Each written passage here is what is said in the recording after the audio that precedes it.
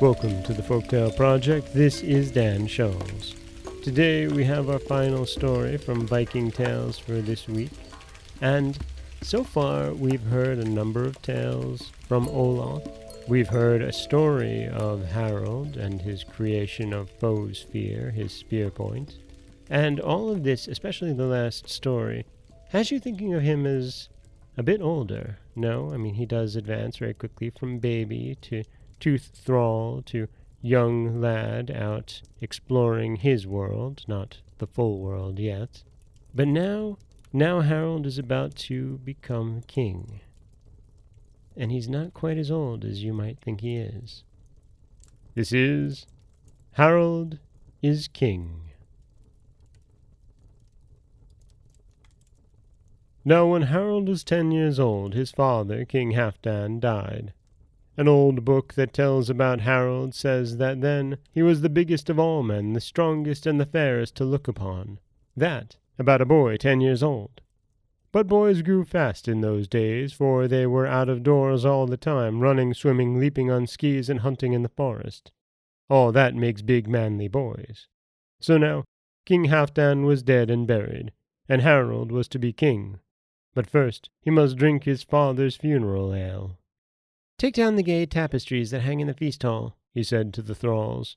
"Put up black and grey ones. Strew the floor with pine branches. Brew 20 tubs of fresh ale and mead. Scour every dish until it shines." Then Harald sent messengers all over that country to his kinsmen and friends. "Bid them come in 3 months' time to drink my father's funeral ale," he said. "Tell them that no one shall go away empty-handed."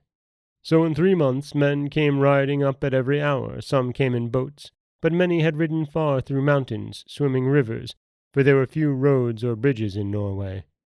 On account of that hard ride, no women came to the feast. At 9 o'clock in the night the feast began. The men came walking in at the west end of the hall. The great bonfires down the middle of the room were flashing light on everything.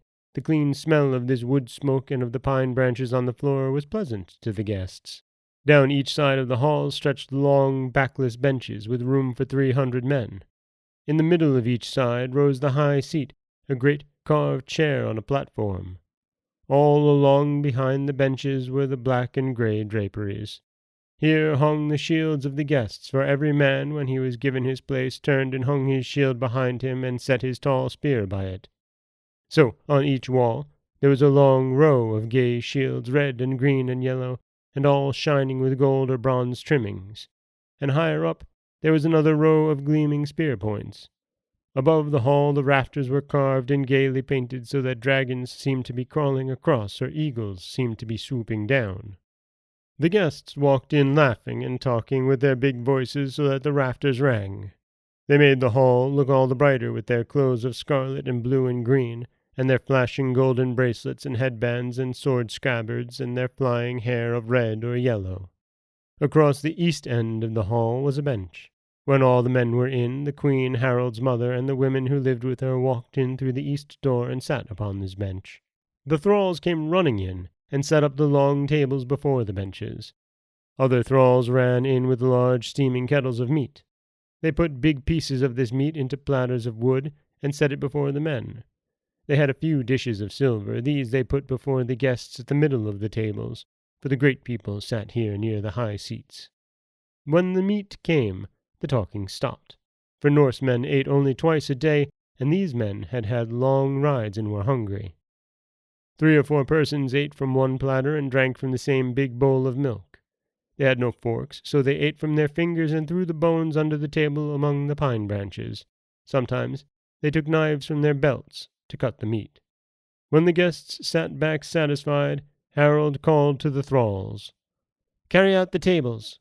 So they did, and brought in 2 great tubs of mead, and set one at each end of the hall. Then the queen stood up and called some of her women. They went to the mead tubs. They took the horns, when the thralls had filled them, and carried them to the men with some merry word. Perhaps one woman said as she handed a man his horn, "This horn has no feet to be set down upon it. You must drink it all one draught." Perhaps another said, "Mead loves a merry face. The women were beautiful, moving about the hall. The queen wore a trailing dress of blue velvet with long flowing sleeves. She had a short apron of striped Arabian silk with gold fringe along the bottom. From her shoulders hung a long train of scarlet wool embroidered in gold. White linen covered her head. Her long yellow hair was pulled around at the sides and over her breast and was fastened under the belt of her apron.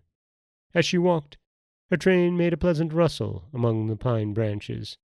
She was tall and straight and strong.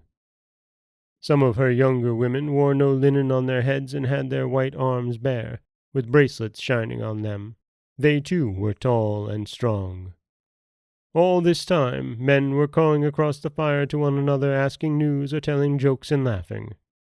An old man, Harald's uncle, sat in the high seat on the north side. That was the place of honor. But the high seat on the south side was empty, for that was the king's seat. Harald sat on the steps before it. The feast went merrily until long after midnight. Then the thralls took some of the guests to the guest-house to sleep, and some to the beds around the sides of the feast hall. But some men lay down on the benches and drew their cloaks over themselves. On the next night there was another feast. Still Harald sat on the step before the high seat. When the tables were gone and the horns were going around, he stood up and raised a horn of ale and said loudly, "This horn of memory I drink in honor of my father Halfdan, son of Gudrod, who now sits in Valhalla, and I vow that I will grind my father's foes under my heel." Then he drank the ale and sat down in the king's high seat, while all the men stood up and raised their horns and shouted, "King Harald!" And some cried, "That was a brave vow." And Harald's uncle called out, "A health to King Harald!" And they all drank it. Then a man stood up and said, "Hear my song of King Halfdan," for this man was a skald. "Yes, the song!" shouted the men, and Harald nodded his head. So the skald took down his great harp from the wall behind him and went and stood before Harald. The bottom of the harp rested on the floor, but the top reached as high as the skald's shoulders. The brass frame shone in the light. The strings were some of gold and some of silver. The man struck them with his hand and sang of King Halfdan, of his battles, of his strong arm and good sword, of his death, and how men loved him. When he had finished, Harald took a bracelet from his arm and gave it to him, saying, "Take this, as thanks for your good song." The guests stayed the next day, and at night there was another feast. When the mead horns were going around, King Harald stood up and spoke. "I said that no man should go away empty-handed from drinking my father's funeral ale." He beckoned the thralls, and they brought in a great treasure chest and set it down by the high seat.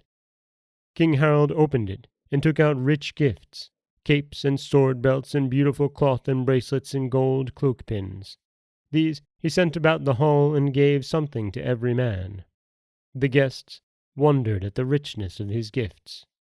"This young king has an open hand," they said, "and deep treasure chests." After breakfast the next morning the guests went out and stood by their horses ready to go, but before they mounted, thralls brought a horn of mead to each man. That was called the stirrup horn, because after they drank it the men put their feet to their stirrups and sprang upon their horses and started. King Harald and his people rode a little way with them. All the men said that that was the richest funeral feast that ever was held. And that is Harald is King, where we see, after the death of King Halfdan his father, a young Harald at 10 years old becomes king. And really, in a rousing way, he gathers his men around him and assumes leadership. This is Dan Scholes for the Folktale Project. Don't forget that you can subscribe to the podcast on Apple Podcasts, Stitcher, Google Play, Overcast, anywhere you like to get your podcasts.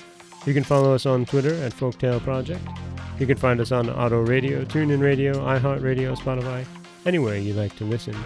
And you can always head over to folktaleproject.com, where you'll find a new story waiting for you every Monday, Wednesday, and Friday. Next week, we'll be back with 3 new tales. As always, thank you so much for listening.